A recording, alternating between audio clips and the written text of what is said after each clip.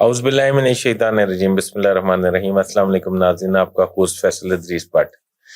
नाज़रीन, मैं आज आपकी खिदमत में ये पेश करूंगा, फवाद हसन फवाद के हवाले से इलेक्शन कमीशन ने कहा है कि उनको बतौर वजीर काम जारी रखना चाहिए। मैं आज आपको अपने प्रोग्राम में बताऊंगा कि फवाद हसन फवाद के खिलाफ ये शिकायत की गई थी कि वो मियां नवाज शरीफ और शरीफ बरादरान के बड़े करीब हैं और उनको इस वजह से वजीर बनाया गया, वो आइंदा इलेक्शन के सिस्टम पर असरअंदाज हो सकते हैं, तो लिहाजा उनको वजारत से हटाया जाए। इलेक्शन कमीशन ने कहा कि नहीं, वो वजीर निचकारी हैं तो वो तो इलेक्शन पे असरअंदाज नहीं हो सकते। असल बात ये नहीं है। असल बात ये है कि फवाद हसन फवाद कौन है। फवाद हसन फवाद की तनाएं समझते हैं ना आप, तनाएं तारें वो कहां से हिलती हैं, और फवाद हसन फवाद असल में किसके आदमी है। शरीफ बरादरान ने क्या उनको वजीर बनवाया था, निगरान वजीर, या नहीं, ये आज मैं आपको अपने प्रोग्राम में तफसीली गोश गुजार करूंगा। बराए मेहरबानी मेरी रिक्वेस्ट है कि मेरा चैनल सब्सक्राइब कर लें, बेल आइकन के बटन को दबा लें, मैं आपका बड़ा मशकूर रहूंगा। तो फवाद हसन फवाद से शुरू करते हैं। फवाद हसन फवाद पे ये इल्जाम आयद किया जाता है कि वो शरीफ बरादरान के बड़े करीबी हैं और शरीफ बरादरान ने उन्हें निगरान वजीर आजम बनवाया। फवाद हसन फवाद, माजी में हम चले जाते हैं, वो डिप्टी कमिश्नर लाहौर भी रह चुके हैं। वो जब डिप्टी कमिश्नर लाहौर तैनात हुए तो उस वक्त पाकिस्तान में एक बैनुल अक़वामी मालियाती इदारा जिसका नाम बैंक अल-फलाह था, उसका क़याम शुरू हुआ। जब उसका बैंक अल-फलाह का क़याम शुरू हुआ तो बैंक अल-फलाह को अपनी मतलब बैंक ब्रांचेस बनाने के लिए, हेड ऑफिस बनाने के लिए ना सिर्फ साइट्स दरकार थी बल्कि कुछ ऐसी बिल्डिंग्स भी दरकार थी जो वो लीज पर हासिल कर सकें। उनका राब्ता किसी तरीके से फवाद हसन फवाद के साथ हो गया बतौर डिप्टी कमिश्नर। फवाद हसन फवाद ने उनको एक आधी बिल्डिंग जो है वो फ्राहम कर दी, यानी कि गवर्नमेंट की बिल्डिंग फ्राहम कर दी बतौर लीज। उस पे बैंक अल-फलाह जो मुत्तहदा अरब अमारात का प्रोजेक्ट है और पाकिस्तान में बैंक अल-फलाह इस वक्त उसकी बड़ी ज्यादा ब्रांचेस काम कर रही हैं।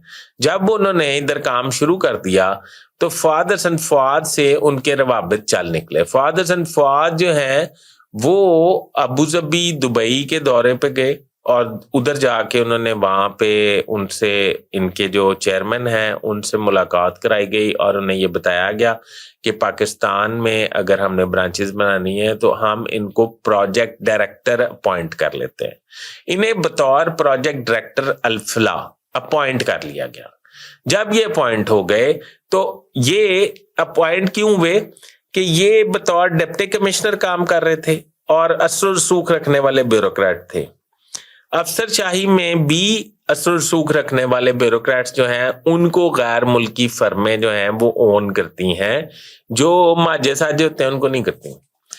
ये इनका जरा असर रसूख था, इनको उन्होंने प्रोजेक्ट डायरेक्टर बना लिया। अब ये इक्वल टाइम पर, एक ही टाइम पर दो जॉब्स कर रहे थे, एक सरकारी और एक प्राइवेट। उस वक्त जो सुनने में आया था, मुझे एग्जैक्टली याद नहीं है, पर सुनने में जो आया था उस वक्त फवाद हसन फवाद उनसे अपने अरबी सेठों से 15 लाख रुपया महाना तनख्वाह लेते थे और उनको बैंक अल-फलाह के लिए डिफरेंट साइट्स यानी कि जमीनें जो हैं वो मालकान से सौदा तय करवाते थे। एज प्रॉपर्टी डीलर काम करते थे। तो वो जो एज प्रॉपर्टी डीलर काम करते थे, वो प्रॉपर्टी डीलर जब वो काम करते थे तो उस वक्त वो जो पाकिस्तानी मालिक होता था उससे भी अपनी परसेंटेज तय कर लेते थे और इनसे तो वो तनख्वाह लेते थे तो इनसे वो परसेंटेज नहीं लेते थे। वो जो परसेंटेज होती थी वो कोई हजारों में या सैकड़ों हजारों या लाखों में नहीं होती थी, वो करोड़ों रुपए में होती थी। ये मैं बात कर रहा हूँ कोई अंदाजन 20 साल पुरानी। उस वक्त ये लाखों में होती थी या करोड़ों में होती थी। वो परसेंटेज انہوں نے کم از کم 100 سے 150 سائٹس جو ہیں وہ بینک الفلاح کو فراہم کی. اس میں کچھ سائٹس جو ہیں وہ لیز کروانے میں بھی ان کی مدد کی. یہ بطور چیف سیکرٹری کے بطور ایڈیشنل سیکرٹری سٹاف چلے گئے. اس در بیٹھ کے بھی انہوں نے وہ نوکری جاری رکھی اور یہ وہاں پہ بینک الفلاح کے لیے کام کرتے رہے, غیر ملکی فرم کے لیے, اور اپنا سر رسوخ استعمال کرتے رہے. اور اس طرح انہوں نے بینک الفلاح کے پاکستان میں قیام کے دوران ہی کروڑوں روپے ارن کر لیے تھے, تنخواہ کے علاوہ میں کہہ رہا ہوں. اب جب ارن کر لیے تھے, وہاں سے ان کا تعارف ہوتا ہے شریف برادران سے, کیونکہ وہ بھی یو اے ای, اور آپ کو پتہ نا یو اے ای کے وہ بھی بڑے مطلب دیوانے سمجھے جاتے ہیں. اور آپ کو پتہ ہے نواز شریف صاحب لندن سے واپسی پہ جو 4.5 سال بعد وہ واپس تشریف لا رہے تھے, تو وہ یو اے ای سے ہو کے واپس آئے ہیں, قطر اور یہ وہ گلف سے واپسی پہ ملاقاتیں کر کے وہ واپس آئے ہیں. جب ایک دفعہ میاں شہباز شریف صاحب پرائم منسٹر تھے تو میاں نواز شریف صاحب ایز سابق وزیر اعظم یو اے ای کے دورے پہ, سرکاری دورے پہ گئے تھے, تو انہیں ہیڈ آف دی اسٹیٹ کا پروٹوکال دیا گیا تھا. تو اندازہ لگا لیں آپ کہ ان کے تعلقات کیا. ادھر سے فواد جو ہے وہ پروڈیوس ہوئے, شریف برادران نے انہیں اون کیا, اون کرنے کے بعد یہ ان کے ساتھ ایڈجسٹ ہو گئے اور پھر یہ ان کے ساتھ کام کرنا شروع ہو گئے, جب ان کا رابطہ ان سے بھی تھا اور ان سے بھی تھا. اچھا, اب جب نگران حکومت آئی ہے تو یہ پی آئی اے جو ان کا جو سب سے بڑا بائر ہے وہ یو اے ای ہے. یو اے ای کے سیٹ جو ہے عرب, وہ اس کے بائر ہیں. تو وہ اگر بائر ہیں تو ان کو سب سے بہترین مطلب اس کا ہیڈ یا اس کا انچارج یا اس کو جس نے ان کو یہ سب لائٹ کرنا ہے یا انہیں یہ آکشن کرنی ہے یا انہیں یہ بیچنا ہے, اس کی نجکاری کرنی ہے, تو وہ کون ہو سکتا ہے؟ تو وہ ان کا نمائندہ ہے فؤاد حسن فؤاد. فؤاد حسن فؤاد کو انہوں نے آرمی چیف سے کہہ کے اپوائنٹ کروایا. جب انہوں نے یہ اپوائنٹ کروا لیا ہے تو اس کے بعد اب وہ ان کے مفادات کے لیے دوبارہ کام کر رہا ہے.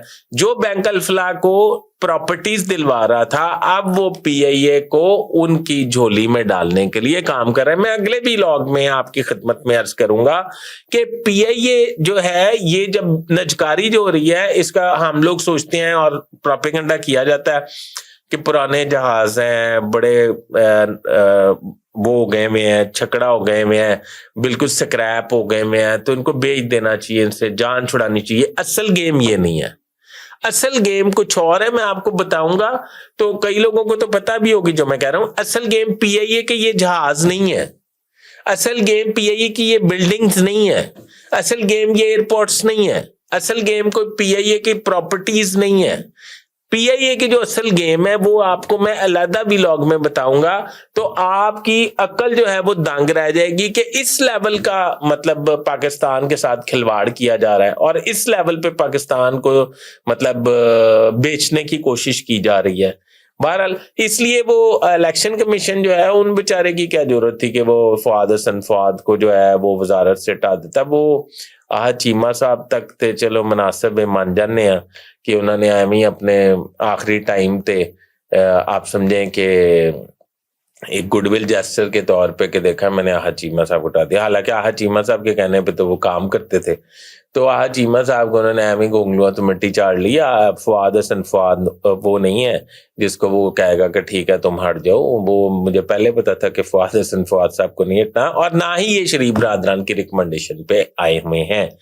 تو یہ جاننا آپ کے لیے بڑا ضروری تھا کہ فؤاد حسن فؤاد کون ہے. اور میرے ساتھی دوست جو ہیں صحافی, وہ شور مچا رہے ہیں کہ شریف برادران کے قریبی ساتھی کو جو ہے الیکشن کمیشن نے وزارت سے ہٹانے سے انکار کر دیا. پی ٹی آئی بھی ٹرولنگ کر رہی ہے. بہرحال میں نے یہ حقائق سامنے رکھنے تھے, آپ کو بتانا تھا کہ فؤاد حسن فؤاد کے کنیکشن اور مفادات کسی اور جگہ جڑے ہوئے ہیں. ابھی تک کے لیے اتنا ہی. اپنے ہوسٹ فیصل ادریس بٹ کو اجازت دیجیے اور میرا چینل ضرور سبسکرائب کر لیجیے گا اور اپنے کمنٹس میں میری رہنمائی ضرور فرمائیے گا. اللہ حافظ.